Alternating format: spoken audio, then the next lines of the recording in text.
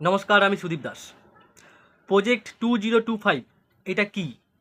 দেখুন, এটা হলো বেসিক্যালি একটা অ্যালিগেশন, যেটা হচ্ছে ডেমোক্র্যাটিক পার্টি তারা কিন্তু রিপাবলিক পার্টির ওপর যে অ্যালিগেশন, সেটা হচ্ছে যে ডোনাল্ড ট্রাম্প নাকি এতটা কনফিডেন্স যে উনি এবারে 2024 প্রেসিডেন্সিয়াল ইলেকশন উনি জিতবেন, এবং উনি অলরেডি এটা ধরে নিয়েছেন, এবং সেজন্য উনি অলরেডি একটা প্ল্যান বানিয়ে রেখেছেন, যেটাকে বলা হচ্ছে প্রজেক্ট 2025 সেই প্ল্যানেতে বলা আছে যে ডোনাল্ড ট্রাম্প যখন ক্ষমতায় আসবেন, ঠিক তার পরেই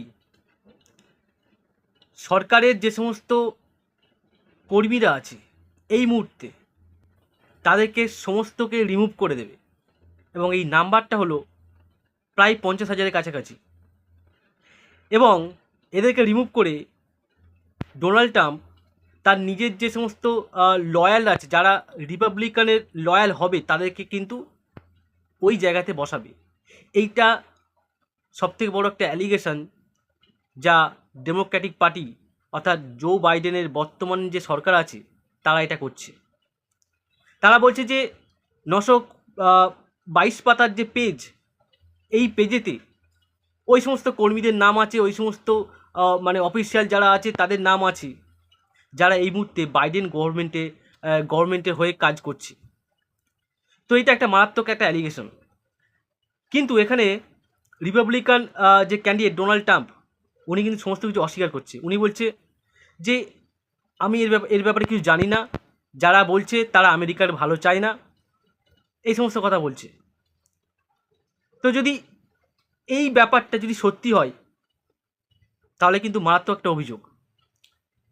কিন্তু কিন্তু দেখুন, আমরা সবাই জানি যে মানুষ ভোটে জিততে কী না কী করতে পারে, এটা প্রায় প্রত্যেক পার্টিই করে থাকে।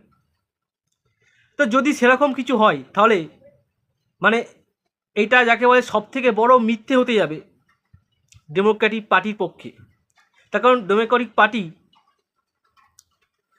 তারা যে এটা বলেছে, ধরুন যদি ট্রাম্প জিতে যায়, যদি সেটা না হয়, তাহলে কিন্তু লোকে ডেমোক্রেটিক পার্টিকে ছিছি করবে। এখন যদি আমরা ধরে নিই যে হ্যাঁ এটা হতে যাচ্ছে বা এটা সত্যি, তাহলে আপনি ভাবতে পারেন যে এত লোককে সরাবে। এখন এই যে এত লোককে সরাবে, এটা কি সম্ভব? 50,000 লোককে সরাবে সম্ভব? হ্যাঁ, হয়তো কিছু লোককে চেঞ্জ করতে পারে, কিন্তু এত লোককে সরাবে সম্ভব? এটা আপনি কি মনে করেন? আমি মনে করি না, এত লোককে সরাতে পারবে না। 50,000 লোককে সরানো এটা ইজি নয়। তো এই যে অ্যালিগেশন ডেমোক্রেটিক পার্টি যেটা রিপাবলিকান পার্টিদের ওপর লাগাচ্ছে, এটা আমার মনে হয় ভিত্তিহীন। ঠিক আছে, এটা বাস্তবে সম্ভব নয়। এখন এটা কেন লাগাচ্ছে?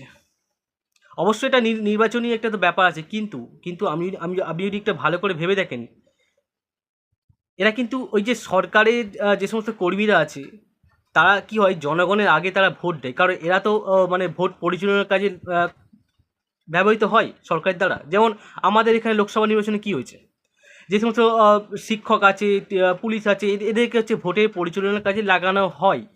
তো সেক্ষেত্রে কী হয়, এদের ভোটটা আগে থেকে ব্যালটে নিয়ে নেওয়া হয়।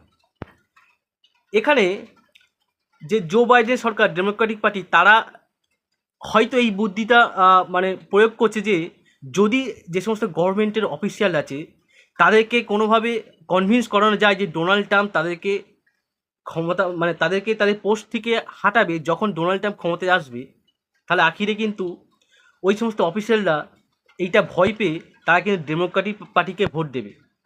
এইটা কিন্তু ডেমোক্রেটিক পার্টির একটা চাল হতে যাচ্ছে। তো দেখা যাক শেষে কি হয়। তবে এই যে অ্যালিগেশনটা কিন্তু মারাত্মক একটা অ্যালিগেশন, এবং ডোনাল্ড ট্রাম্প কিন্তু এটা সম্পূর্ণ খারিজ করে দিয়েছে। এই হচ্ছে ব্যাপার। ধন্যবাদ।